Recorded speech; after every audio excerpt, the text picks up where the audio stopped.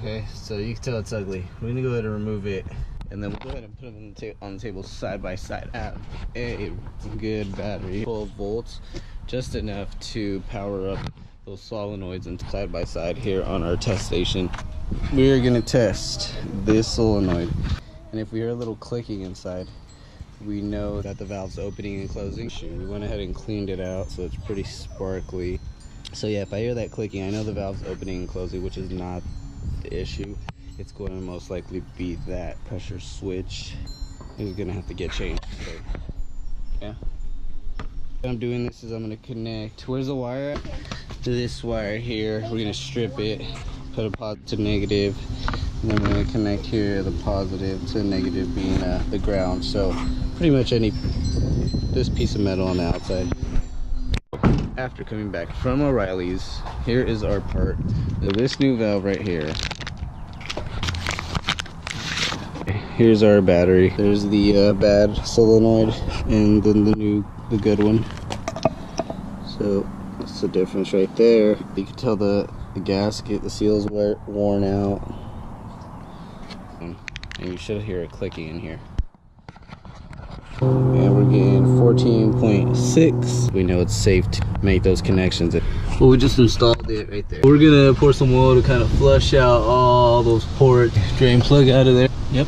So go ahead and pour some oil in there. Clean oil, and then after we'll place our valve assembly back on. Start her up, see if that does the trick. She's shiny and pretty. Let's turn her on and see what we get on the diagnostics. And today I was able to take this apart and this apart and clean the port side all the way to the piece that goes to the filter and the VTEC filter as well inside. We have a valve here that is waiting for us. The parts. And here she is. This valve goes in between.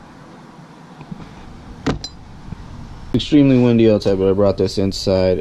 It is clean. Did take out that filter right there. VTEC valve right on top of the whole assembly. You can see the spring down there.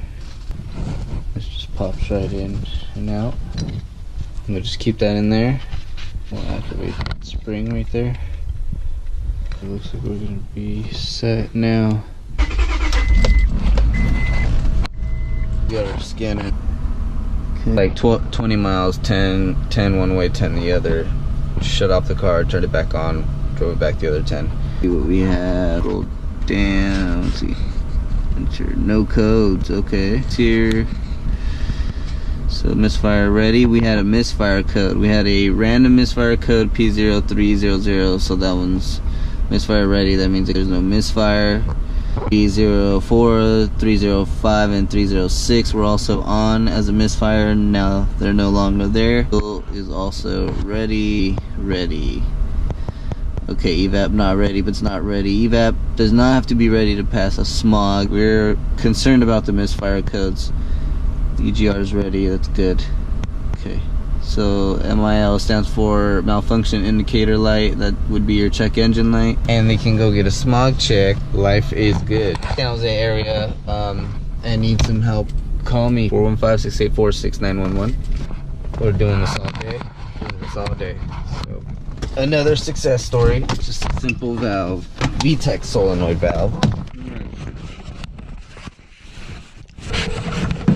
How are you? I got your car ready. Tomorrow then, tonight, I'm out. Before 9 in the morning? Yeah. The trunk, the Volkswagen? Yeah. Okay, no problem. So happy right now. Oh! We passed. We're good. On to the next one. Volkswagen trunk latch. That won't work. It's an electrical issue. I'm sorry. The bar's so good. I like doing this stuff. Wonder what's next. Morning. I just woke up. A special request. This request is to remove the rear 2 seats for this car. I'm gonna do it. Drop her off back home. Apparently I got another car to pick up, but we'll see what's going on with that in a minute. It's 6:27 right there. Yep. Somebody left a trail. Holy crap, it's really cold. So it was raining all last night, you heard that? Alright, turn this mother on. Excuse me. Try to clean it up a bit. Woo. Looks like it was raining last night. Let's see if we're gonna take out.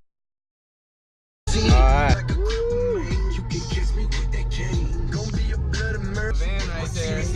We're gonna take the van back after a quick stop to Home Depot. So we are here. You want? All right, for sure. Another one. Woo! Over to the shop.